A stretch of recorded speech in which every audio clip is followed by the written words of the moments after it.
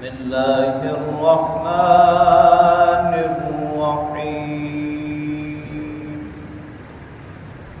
ولقد آتينا موسى الكتاب وقفينا من بعده بالرسل وآتينا عيسى ابن مريم البينات وأيدناه بروح القدس أفكلما جاءكم رسول بما لا تهوى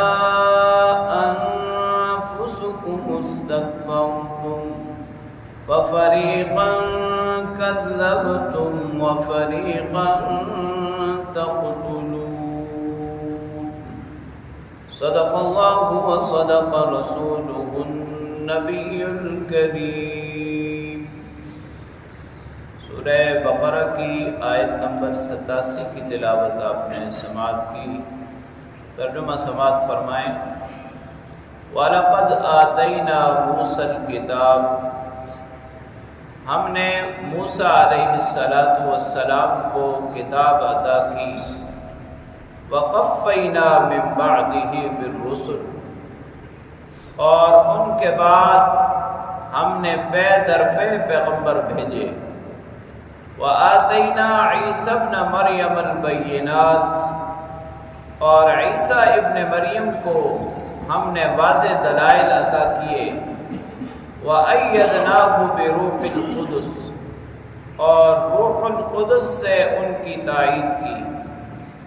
أَفَكُلَّمَا جَاءَكُمْ رَسُولٌ بِمَا لَا تَهْوَى أَنفُسُكُمْ، کیا جب بھی رسول تمہارے پاس ایسے احکام لے کر آتے ہیں کہ جو تمہاری چاہت کے مطابق نہیں ہوتے، استکبرتم، تو تم تکبر کرنے لگتے ہو۔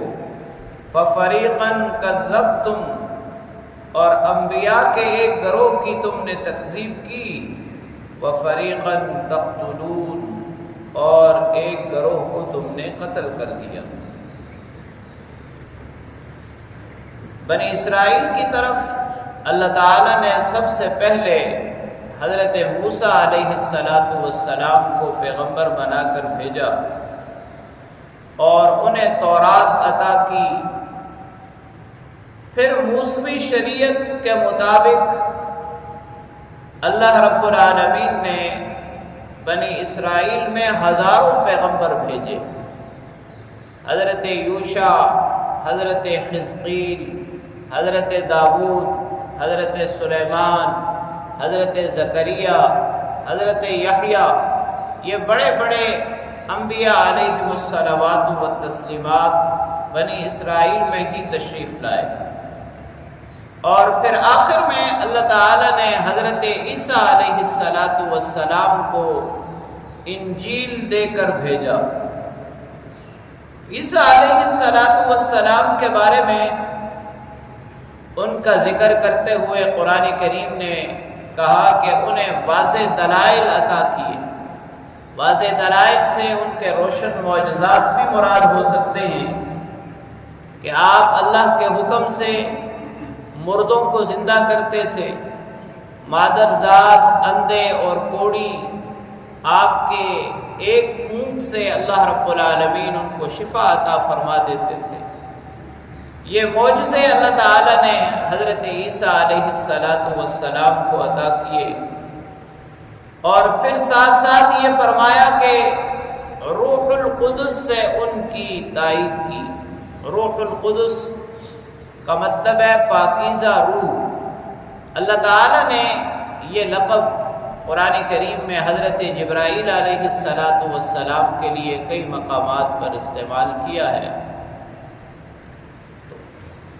اکثر مفسرین نے اس کی یہی تفسیر بیان فرمائی ہے کہ حضرت عیسیٰ علیہ السلام کے ساتھ جبرائیل امین اکثر موجود رہا کرتے تھے تاکہ دشمنوں سے ان کی حفاظت کر سکیں۔ اور بعض مفسرین کرام نے یہاں یہ قول بھی اختیار کیا ہے کہ روح القدس سے مراد وہ اسم اعظم ہے کہ جس کے ذریعے حضرت عیسیٰ علیہ السلام مردوں کو زندہ کیا کرتے تھے۔